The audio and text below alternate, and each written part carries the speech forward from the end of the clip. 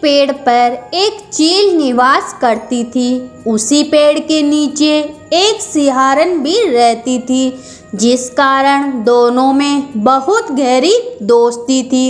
एक दिन दोनों घूमने के लिए निकली तो रास्ते में देखा कि कुछ औरतें जितिया पुत्रिका का व्रत कर रही हैं। यह देखकर दोनों वहीं पर बैठ गई और व्रत पूजा की विधि को देखने लगी और कथा सुनने लगी और प्रण किया कि यह व्रत हम दोनों भी करेंगे।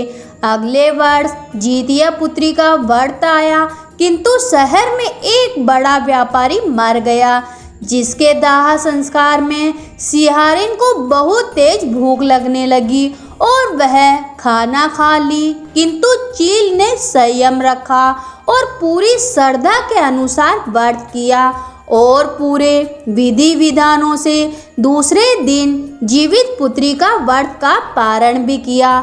ऐसे में कुछ दिनों के बाद दोनों सहेलियों की मृत्यु हो गई और दोनों ने अगले जन्म में एक ब्राह्मण परिवार की पुत्री के रूप में जन्म लिया।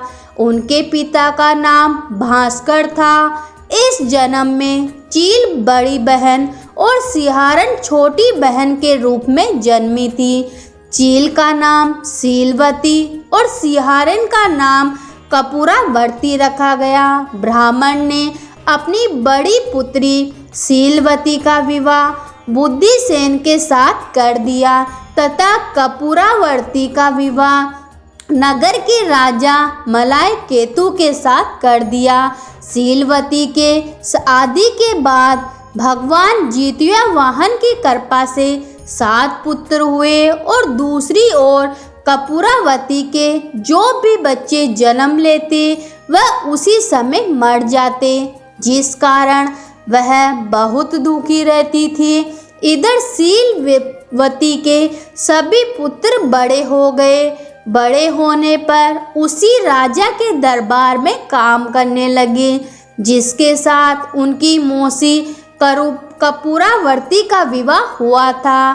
कपूरावर्ती जब भी शीलवती के सभी पुत्रों को देखती तो ईर्ष्या से जल उठती और एक दिन राजा से कहकर उसने शीलवती के सभी पुत्रों के सिर धड़ से अलग करवा दिए और उनको मिट्टी की मटकी में रखवाकर लाल कपड़े से ढककर शीलवती के घर भिजवा दिया।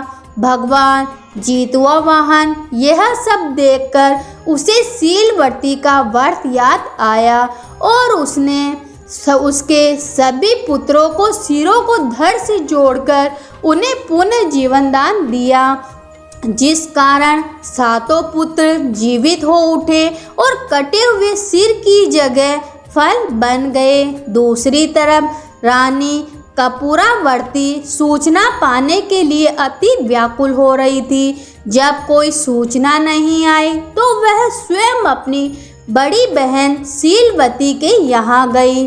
जब वह घर आई तो देखी कि शीलवती के सातों पुत्र जीवित है, जिस कारण उसे अपनी गलती का एहसास हुआ और वह सीधे अपनी बड़ी बहन के चरणों में गिरकर माफ़ी मांगने लगी।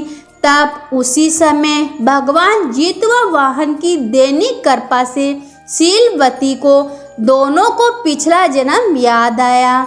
वह कपूरावर्ती को उठाई और उसे पाकर पेड़ के नीचे लेकर गई और सभी बातें सुनाई। अगले पिछले जन्म की सभी बातें सुनकर कपूरावर्ती के होश उड़ गए और थोड़ी ही देर बाद दिल का दौरा पड़ने से उसकी मृत्यु हो गई।